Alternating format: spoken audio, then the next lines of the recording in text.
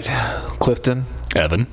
I'm so glad we're here. Yeah, it's great to have you. Good to be here with you. Oh, thank you. Here in Los Angeles, we're spending our time at Stommel House Studios to go over cryptocurrency and technology and film and all that fun stuff. To lead us off, though, I think the people would like to know who we are, and why we should be here doing this. Yeah. Why are we the experts? Well, I'm going to go ahead and speak for myself. I'm not an expert. I'm trying to become one because I think cryptocurrency is something to become an expert in. Before I do that, I'm going to quickly tell you who I am, where I'm from, and why I'm even in Los Angeles. I came out here to do music. I actually have a degree in classical guitar, and I use that to kind of level myself up to getting into music to picture. I came out to LA when I was like 25. What led me here was doing some work for Tony Robbins, writing music for his DVDs. Yeah. And then I realized I can do this for a picture and not have to play live all the time. When I guess when it comes down to it, I didn't particularly enjoy playing guitar live. It can be a lot of stress. Don't make a mistake. In post, you can obviously just re-record it or retrack it. Just hit every note once and then just cut together a song. It's copy and paste. Yeah. Thank God for copy and paste. Yeah. And so I started working at Fox Reality. I had some music on Fox Reality for a show called Solitary, and then I went from there to Lionsgate and did some music for their trailers. And around 30-ish, I got burnt out and wanted to learn video, and that has been evolving ever since to now becoming the creative director for CoinFlix. Our little Matrix skit, I directed that. I hope it came out okay. Hope everyone's liking that. Looks great. Looks very Matrix. It looks very Matrix. Thank you. How did you get to Los Angeles? I went to school for photography, actually, in the Midwest. Not quite as exciting as doing my education in the Southern California, closer to the Mecca, right? But yeah, I went to school for photography. Did video just a hobby on the side all the time, whenever I could. After also getting burned out doing commercial photography and doing some work with Amazon and helping them develop and build their studios, shot some sketches, came out here to LA, got on some film sets, basically showed my work to people, and everyone said, your stuff is good enough. You could be out here. You're not just some Midwest guy. So yeah, I decided to come out here and just give it a shot because just photographing stuff on white for the rest of my life was withering and shriveling my creative soul. And all that led you, all the skills in becoming a DP. From that, though, you learned lighting, I guess, more blocking, but more just lighting, obviously. Yeah, lighting and composition. I did have to, there was a bit of a learning curve with motion. I mean, that's a thing people don't really think about. I mean, juxtaposition of elements that then change their juxtapositions in the frame, as well as how one frame relates to the next within a story. Those are things as a photographer you don't think of. So there was a learning curve on that for sure, with trying to figure out how to make the motion side of it work. But much to my surprise, when I first got out here, I mean, a lot of directors and producers were actually excited to work with a director of photography who understands lighting and core composition, even from a still frame standpoint. So I was very lucky to, I guess lucky I took the dive right in the first place, because not everyone is, even if you want to do it, it's a scary thing to take that dive and move somewhere so far away. True. Knowing you could fail and not get paid, and exactly. I think a lot of people's fears hold them back. I mean, we don't have to make this a spiritual conversation, but getting through those fears and embracing new things can be very daunting because you don't know it and you can fail at it.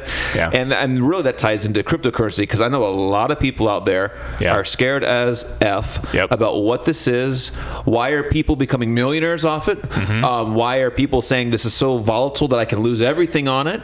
And you and I decided to get involved with CoinFlix, which is a cryptocurrency that is tied to filmmaking. Now, it's a very interesting concept if you think about it, because a lot of cryptocurrency right now is kind of just, I think people think of it as it's in the ether. No pun on Ethereum.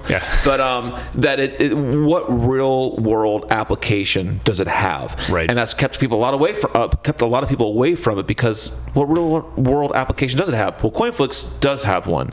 And part of what this first video podcast is to go over Vodcast, if you will. Vodcast, yes, the coin, the phrase we've coined now, the word we've coined, is to go over what is that.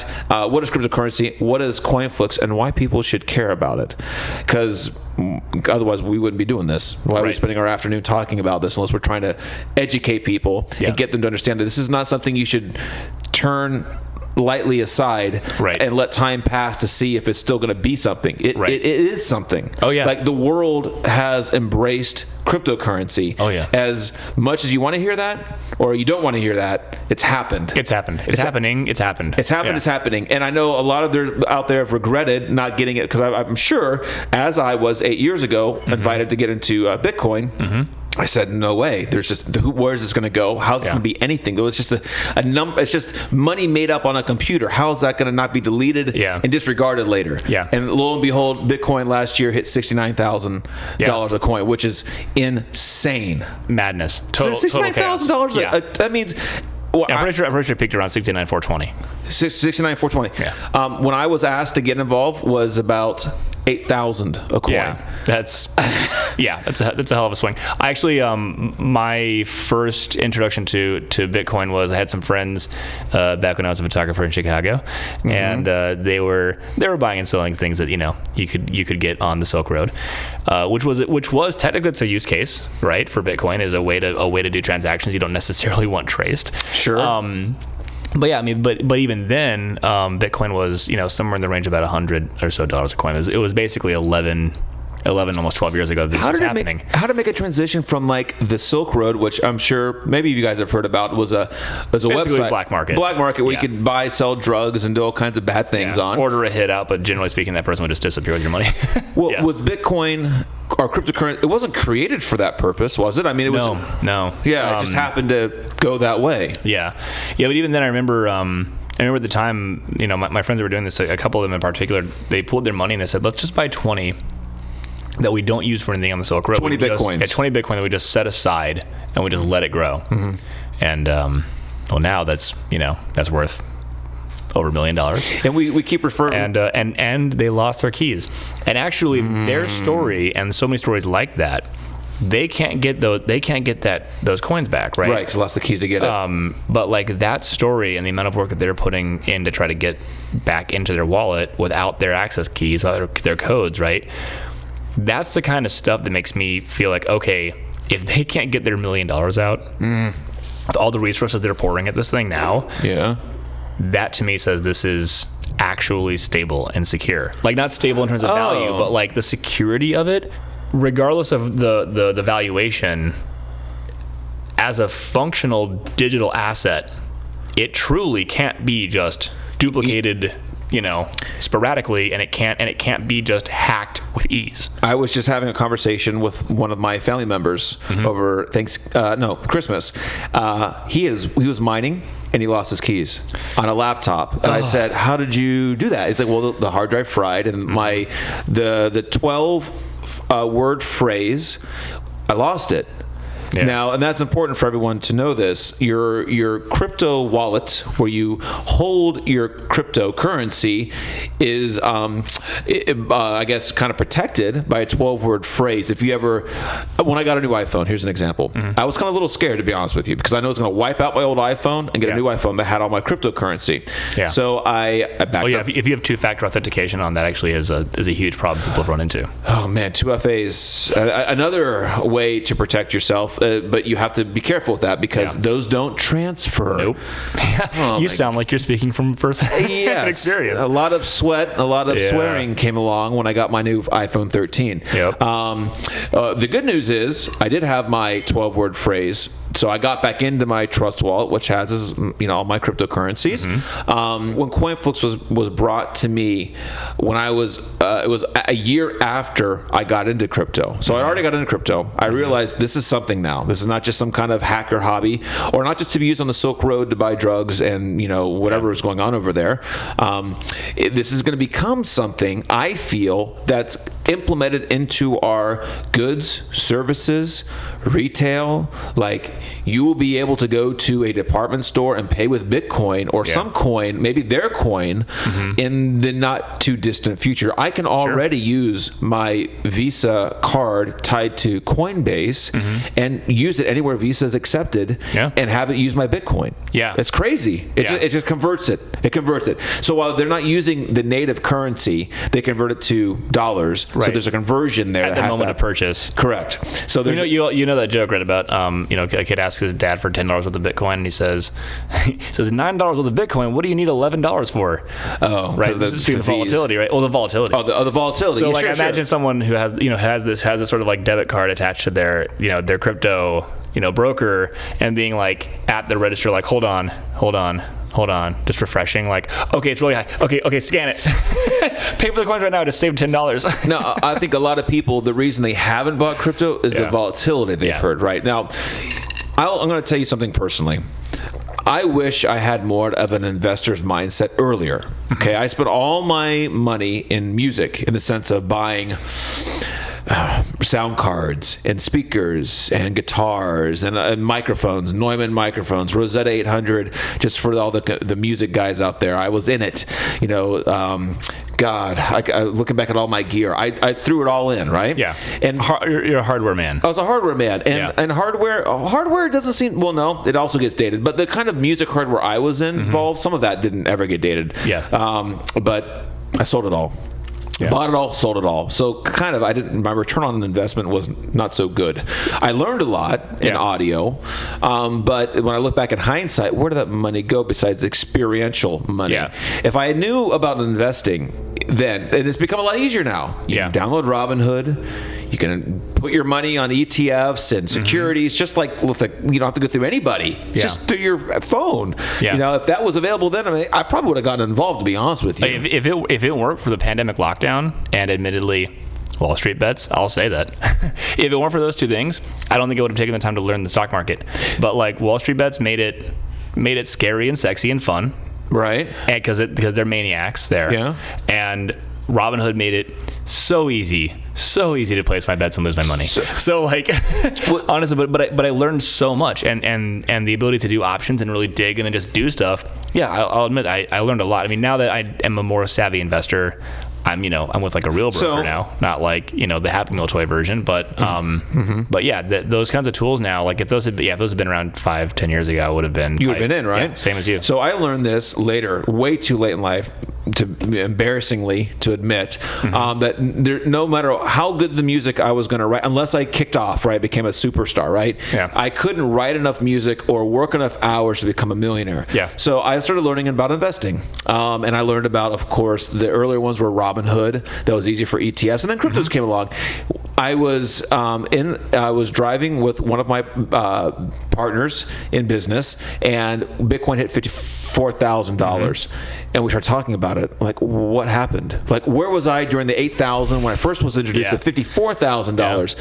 And I said, okay, I got to change my mindset from just working hours to make money to having my money make money. Yeah. And along came investing in cryptocurrency. Yeah. Appreciating assets or cash flowing assets. Now, for the most part, there's always been an upward trend in cryptocurrency that I've seen. Oh, yeah. And the trend has been much more, not to knock the S&P 500, much more than 8% annually. We're talking like numbers that are kind of like Vegas numbers. Yes. Yeah. Oh, it's true. At one point, actually, Shiba Inu, there was at one point this year, the 1 year chart actually broke 100 million% increase, which means which means prior to that moment, if you had put $1 into Shiba Inu before that moment, and had sold at that moment, your $1 would have become $1 million. That was probably in the inception period, right? The very first time it was listed? No. Well, I guess, yes, sorry. It's basically a year old, right? It came out within the last year or two as the Doge killer. Do you have Shiba? Now? No, but I swing traded. I swing traded the out of Shiba. Oh, you did? Oh, I made a pretty penny on Shiba. Did you? Oh, yeah. So and a number of other small cap. When do you determine when to cash out on that stuff? Because I still have Shiba. Oh. I mean, what do you think it's too? It's already peaked. Well, oh man! I lost. Everybody, I lost. He won. I lost. This is why I'm talking with Clifton. So, what made you cash out of Shiba? Because I still think it's got some room to grow. So my question is: do you think it has room to grow, or do you think it has? Do you think the project is valuable? Okay. On that point, this to everyone who's trying to figure out what cryptocurrency to buy, that's an important question you have to ask yourself. The cryptocurrencies of the future that are going to stay will be the ones that have real-world applications, not just one that you buy, sell, and trade like baseball cards. Right. Because I have baseball cards, and they're sitting there making me nothing. But CoinFlix, the cryptocurrency that we're involved with, is to fund and make movies. Yes. Right? Now, some people wonder, well, how does a cryptocurrency pay for my rent if I'm going to work with you guys? Well, obviously, eventually I feel the world's going to catch up.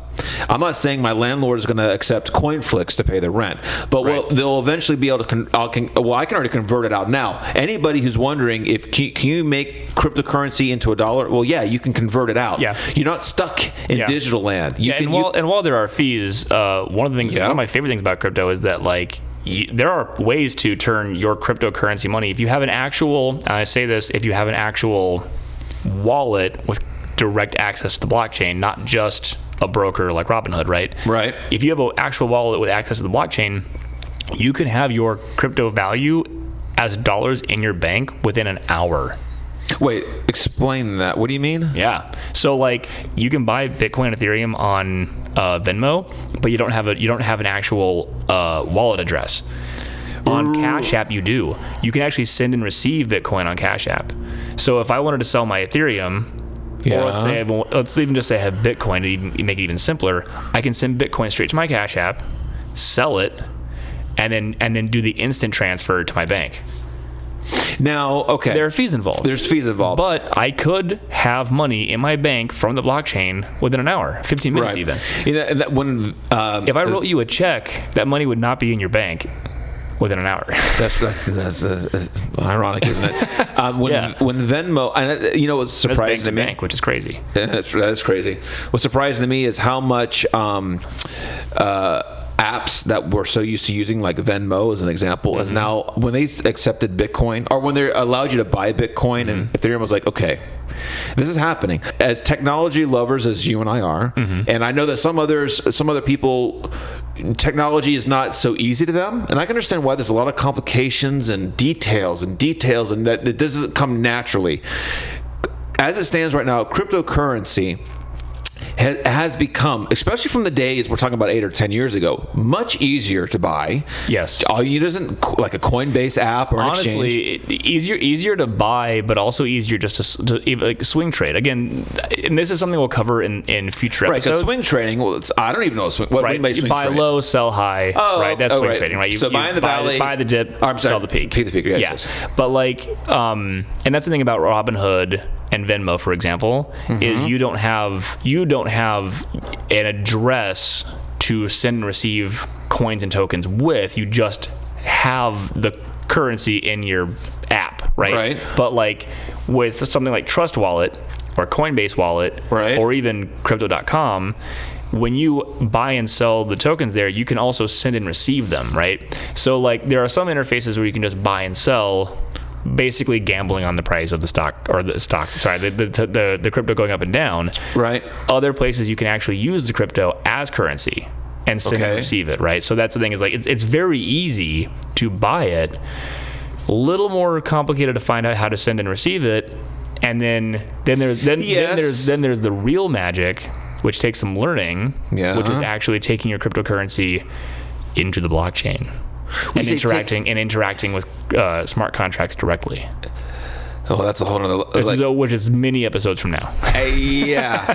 Because we're talking... I mean, I would like this because I know how daunting this was when this was when I got into it. I was scared. I mean, we all work hard for our money. At least I would think so. Yeah. And you don't want to just piss it away. Right. And you want to make sure also that if you're gonna give your money out to something like an investment, it's going to grow. Otherwise, why the hell would you do that? Right. You just keep it. Yeah. And at least keep it in your savings account, making 0.02% 2%, which is honestly like pathetic if you think about it. If you made 1% return on a you know what? If you made a 5% return on a savings account this year, if you somehow found a savings account that gave you 5% APY or APR, right?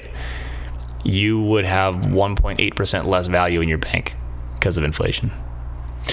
So let's rehash that. So, okay, to those who don't know APY, this is important because part of this podcast is also, I mean, we're not giving investment advice. I'm going to make that very clear. This is not investment advice. This is knowledge we've gained after doing research and investing on our own that we're just sharing. Okay, APY, annual percentage yield. Correct. Okay. Now, you all have credit cards. APR. It's what you get charged for basically holding a balance so you can borrow money. Yes. Now, when you want to have that money grow, that goes into the APY category. Yes. What that means is if you have $1, right, and you want that to grow into something more than $1, like $1 million, man, wouldn't that be you nice? need 100 million % APY. you put in a savings account. There's CODs. There's 401ks. There's all these things, right? Yeah. What happens is, and there are different compounding methods. This is important because you can also compound your crypto, which I've learned. Yes. And I'm doing I'm doing good. Which can happen on a value basis or a actual number of coins or holding basis. APY. To those who don't know what this is, if you have $1.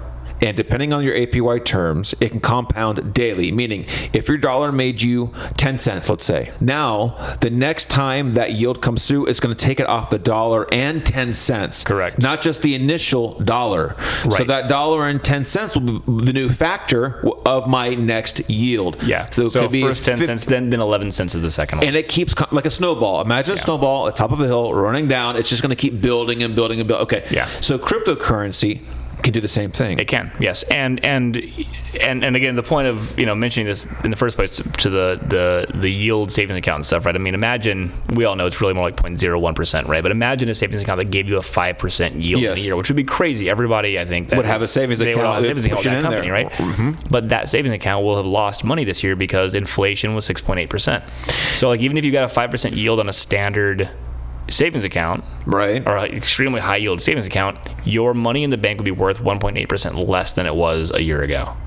So going back, which is crazy. It's sad. It doesn't even keep up with inflation, let alone. Sad. I can't go buy a hamburger now for 39 cents. It now costs $39. When looking into cryptocurrencies, do you find that a safer place to put your money right now? As just an opinion. Because it's so volatile, and yes, if you manage it right. Even if you are afraid of crypto volatility, because of some of the tools you mentioned earlier, like the Coinbase wallet, the Crypto.com credit card, things like that. The places where you can even simply hold and stake stablecoin for returns that will give you greater yields than the highest available savings account you could get at a normal bank. I would say yes, especially if you were to harness stablecoins and the most boring returns that exist in this volatile market of cryptocurrency. Yes, I personally think you have to pick the right project, right? You have to pick the right staking place. There's a lot to be you do some research. But yes, I do think if you know what you're doing, I think that the blockchain is a safer place for your money. I'm going to give a quick tip to the audience, one that I learned. On that note, Gemini is a stable coin. Now, just quickly, stable coin means it follows the US dollar.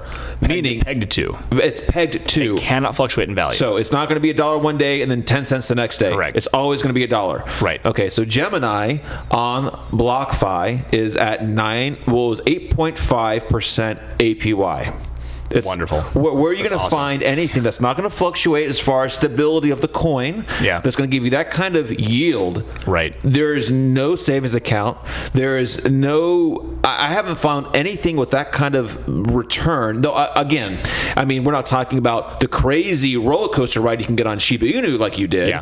But we're talking about something long term that you can keep and just have it compound like a snowball at 8.5% APY compounding, I believe, daily. Yeah, that's insane. Yeah, sometimes daily. Some coins and tokens compound every 8 hours. I've discovered one that compounds every 3 hours, which is that's crazy. Chaos. Now, how many blockchains would you say are the biggest to everyone honestly, has Bitcoin. It's a half a dozen. I could rattle off easily, yeah. Go. So, Bitcoin, Ethereum, Binance, Avalanche, Solana, and I'll say Phantom. Phantom. I haven't heard of Phantom. Phantom's it's a fun one. It's a fun one. We'll leave it at that.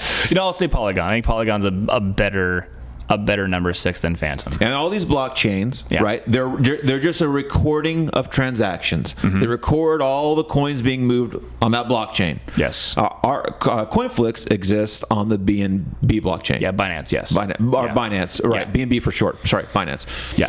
Yeah, so the thing about CoinFlix right now, and this is exciting for anyone who knows how to get into the lower levels of the blockchain, actually be engaging with smart contracts directly.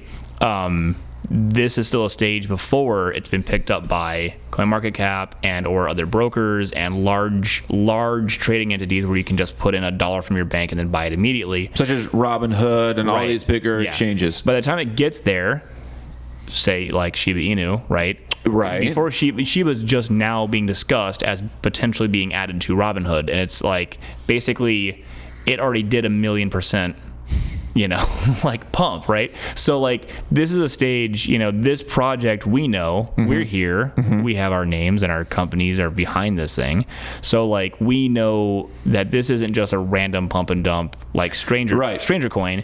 We're actually here to say like this is a project we believe in. This has, future potential. This has a real world use case, and it's still early enough that it isn't yet on the major exchanges have been discovered by the mainstream. Of course, again, as always, that's not financial advice. Right. I'm just saying that like right now it's a major learning curve. Yep. For non-crypto savvy people to buy the coin or token, which you'll go over which we will go over. Yes.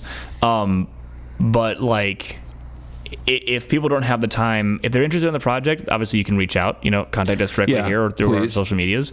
But also like if you have questions, hit us up and stuff. But like, even if you're not going to get involved, you want to see, you're like feeling cold feet about it, sure. But you can always wait and keep an eye out and say like, when this thing comes, you can say, oh, I remember watching these guys before they were before they were on crypto.com. There was a Reddit article that someone wrote on CoinFlix. Did you read it? It was like really early on. Oh yeah, that these guys have the balls to put their faces on the website. Yeah, and that's interesting because I thought about that as I thought about other cryptocurrencies. Yeah, other cryptocurrencies, you don't know who wrote that currency, who they are. They could be just what they call rug pulls. We still don't know who Satoshi Nakamoto is. I know, isn't that nuts? And by the way, that's the originator of Bitcoin. Yes, for those who do not know. Okay, so rug pulls is when someone could write a currency, put it on a blockchain. We're all buying in, thinking, woohoo! Yeah. And they pull it, meaning they just cash it out, right? They just drain all the money out of it. And everyone loses all that money they put in, and the other guy is anonymous, and he walks away. He vanishes. So I love that Reddit article. Or non-binary. Yes, we are non-binary. That article is pushed because we have our mugs on the website. We are filmmakers. Yes. We're not just hacks. We've been in this business for a while. We've done some things. Yep. And we're going to take cryptocurrency into filmmaking. Yes. As through our smart contract, how it's written. One thing I want to mention about CoinFlix is not a mineable currency. No, it is not. Right? Because I'm sure those out there have heard of crypto mining, and they're probably still wondering what does that even mean. Yep. But our currency, and we'll get into that in other podcasts, Vodcasts. It's a smart it's a smart contract that our currency uses to buy, sell, and trade with the resolve to make films. Yes. Okay. And we have of course we have partnerships in place with the filmmakers and with production entities who are prepared to accept cryptocurrency, specifically CoinFlix, as payment for goods and services to accomplish the filmmaking process. Which they could take that further and then cash it out if they want. If they wanted to, yes, they could. So so it becomes real world now. Of course, I could hire you as a DP for my music video shoot, pay you in CoinFlix. You absolutely could. I 100% will accept CoinFlix. And you would take CoinFlix. Yes. Because either if one way or the other, you could cash it out to get your dollar value to pay the rent, or you keep part of it at the current price. Keep it, right? Yeah, keep the because then it's gonna when it gets to a bigger place, then use it into real world dollars. So CoinFlix, and that is the purpose to be able to allow to pay for those goods and services in the filmmaking business. So if I was someone who wanted to buy CoinFlix and I had nothing to do with the film business, I'm basically hoping or betting that you guys make some content. Of course, and the other thing to keep in mind too is, like, even if I did read that article, by the way. You did read it? Okay, good. Yeah, even if we don't make content, which we are, but me as an investor, if I were looking at this from the outside, right? Okay. Like, any level of adoption of this cryptocurrency within the filmmaking space, right? Yeah. And like the people sending and receiving, right? So the fees that exist on CoinFlix right now for basically shareholders getting automatic rewards. Not shareholders, token holders. Sure. Getting automatic rewards or reflections as transactions are sent and received. They get a piece of every transaction, right? Right. So, like, as CoinFlix does business, a piece of that transaction fee that comes from us paying for people's services gets sent out to current token holders. So even without having to stake it and without having to mine it, simply holding the token increases your holdings over time as we do business and pay people. Right. Every time a coin is moved between you and me, or you and who, or even if you sell it, if you sell out, right, and you cash it out, a portion of that transaction goes back to distributed amongst current holders. So there's value gained in there as as someone who maybe looks at it as an investment. Yeah. We try to make it as simple as possible for people to buy and hold and just hang out and just leave it alone if they wanted to, or they can try and swing trade if they want to, but in the process of swing trading, which, I mean, me being a founding member as well as a private token holder, I encourage people to swing trade. I will take a portion of those fees, please. No, seriously, it's I think if you're going to swing trade, and crypto's super volatile. I mean, it goes up 10,000%, it goes down 5,000%, it goes up 100%, it goes down 50%, whatever. But like swing trade, there's room to swing trade. And a 15%, 16% fee isn't crazy when you're looking at the kind of volatility of something like this. For me as an investor, and what I've learned in not only the stock market but also the crypto space, knowing how to hold and when to hold. Right? And holding through certain swings versus when to buy more or offload some. I love this. I mean, of course, I helped mathematically come up with some of the current, tokenomics. Tokenomics is a word that people like, what the hell is tokenomics? Tokenomics is basically the details that go into the smart contract, right? Which defines how your currency works. Mathematically, how the currency breaks apart in terms of whatever. So in this instance, we have right now it's 16% fee. 8% goes to CoinFlix for use to pay filmmakers to do goods and services. Right. The other 8% is distributed amongst token holders. So so like your number of CoinFlix you're holding will increase at a faster rate as what you're holding increases from more transactions. Right. So if you buy more CoinFlix, you'll have a larger portion of that 8%. But also, as transactions happen, you'll automatically get more, which also gives you a larger portion of that 8%. Right. So people who sell out and vanish, it's good for the people who sell early. Because they're like, cool, it went up, and they sell and they take their profits and they leave, no problem, gone. Bye Felicia, as they say. For people who are holding, they're like, cool, my holdings just increased. When it comes to securities, which they can't do that with securities. It's only cryptocurrency. There's some extra little additives you get, and that's one things of them. Like that you can program into how the currency works.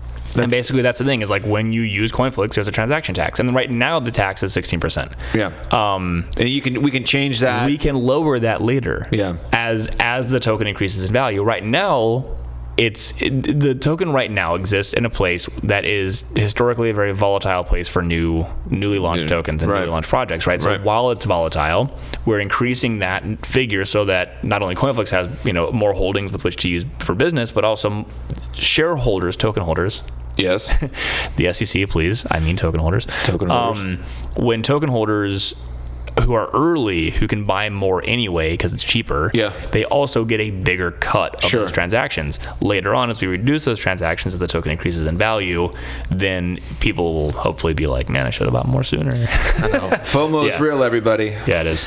So, okay, I think it kind of wraps it up for this episode. Everyone has an overview of CoinFlix, of who some of the people are, you and I, and there's obviously, there's why we're into it. 10 of us, 11 of us, all of us wearing different hats. Yes. But we have more episodes coming up. What's the next one we'll be discussing? Next episode, we will be discussing the difference between actually being involved in cryptocurrency as on the blockchain or through staking and what have you, versus simply buying and selling coins and tokens as though they're securities, right? So the difference between using a broker to just buy and sell swing trading or actually being involved in the blockchain itself, which is what is now being referred to as Web 3.0.